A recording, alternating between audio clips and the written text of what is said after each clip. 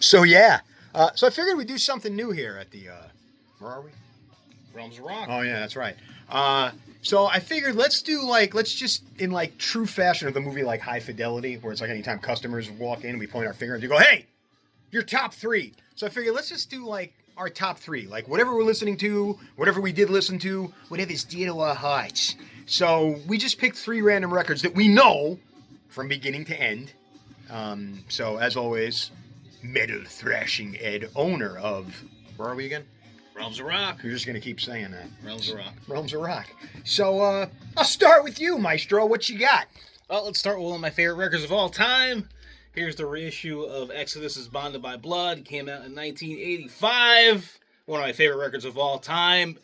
It's Bay Area thrash at its finest. Like, Exodus was the band of the Bay Area. Everybody knows that by now.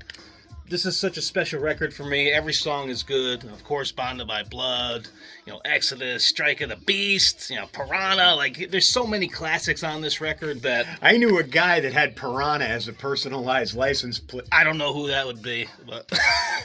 but if you don't have Bonded by Blood, or maybe you're new to the genre of thrash metal, there's no better place to start with than this. So, highly recommend it. It's a record that never leaves my playlist. Ever. So, there you go. Bonded by Blood. I went the complete other end of the spectrum. I went with, for one of my picks, I went with Pink Floyd, The Division Bell, 1994, which was their second studio album without Waters. The first one was A Momentary Lapse of Reason. Why this record is so dear to me is because it came out... I had a friend of mine that was like not into Floyd. He was like, F Floyd. And then I kind of like was like, dude, you should listen to Floyd more. And then he started listening to Floyd. He kind of got into Floyd.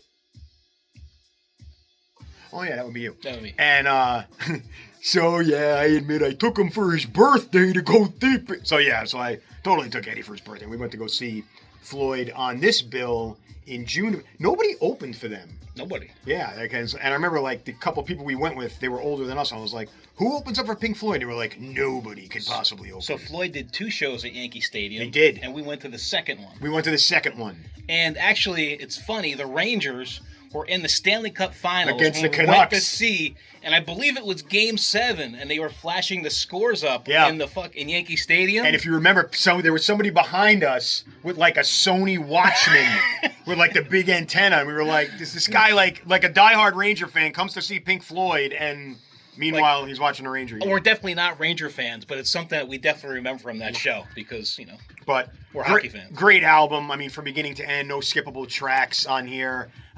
High Hopes, the instrumental Marooned is on here. Keep Talking, and just a great record. So that's my number 3 pick. Back to you, Edward. Let's go with this one. This came out last year. Vincent Crowley's Anthology of Horror. I'm a huge Acheron fan, a huge Vincent Crowley fan. And when this record dropped, like, it was everything I wanted and more. If you're an Acheron fan, it's not like Acheron. It's almost like doom metal, but with like a more gruff vocal, but you can understand what Vincent is singing in these. So it's like Candlemass meets King Diamond. That's a perfect way to describe it. The songs are good. The musicianship is off the charts. Every song is like a story. So like... Amityville's Horror is the first track. You can guess what that's about, So take a look at the front cover of the record. Yeah. So amazing artwork. Speaking of Long Island. This is another record that never leaves my playlist. It's always on it. I always have it on. I'm always plugging it because I'm a huge fan. So if you're not familiar, check out Anthology of Horror, Vincent Crowley. You're going to love it, I'm telling you. So here's my number 2. I'm probably going to throw everybody for a loop on my number 2, or at least have people want to kill me with sticks. I went with The Offspring Smash. Now, the reason why this record is dear to me is because, like a lot of people, this was my intro to The Offspring.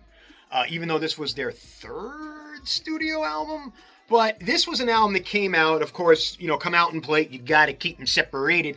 It was all over MTV. Like all of the skater kids in like our community were like obsessed with it. But unfortunately, it kind of gave, I don't want to say birth, but it kind of gave a little bit of that elitist fan base where people were like, you don't know anything of the Offspring, comic book guy from The Simpsons. But I don't care. I love the record. Another one that I feel no skippable tracks on here. Gotta Get Away. Of course, Come Out and Play. Self-Esteem is on here. And just a great, there it is. Just a great record. Fun record. And the bass lines on here. Simplicity, but I don't care. I know a guy that plays bass. But I'm the type of person when it comes to bass lines, if they're simple but they groove, go with it. So this is definitely my number 2 pick, is the Offspring Smash. Cool. What do you got for number 2? Not one, but two. Here's my last one. We're going to go with Mausoleum's Defying the Decade. It's death metal from Pennsylvania with members of Morpheus Descends in it. Like, this record also came out last year. It was on my top picks of last year. It's my style of death metal. Like, my style of death metal is the death metal from the grave type of stuff. And I love the evil sort of satanic stuff too, you know. Not that I'm a evil guy, I just like evil music. That's just the way I am. But this is like the death metal from the grave type of stuff. And if you're into Autopsy and shit like that, this is going to be right up your alley. The songs are good, talented musicians. And, you know, this is another one that really never leaves my playlist. Where are they from? Pennsylvania. Oh, they're yeah, Pennsylvania.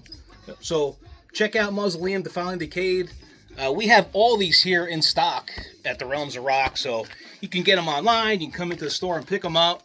And these are my 3 that I'm going with today. So, what you got? For my number 1, this is, I mean, I went with Minor Threat. I just picked this up recently here. And then I texted you and I was like, oh, I think there's something wrong with the record. Did you check the speed? So this album is actually, it's on a 12-inch, but you don't play it at 33. You play it at 45. And I didn't know that. And it says it right on the record. Great record, though.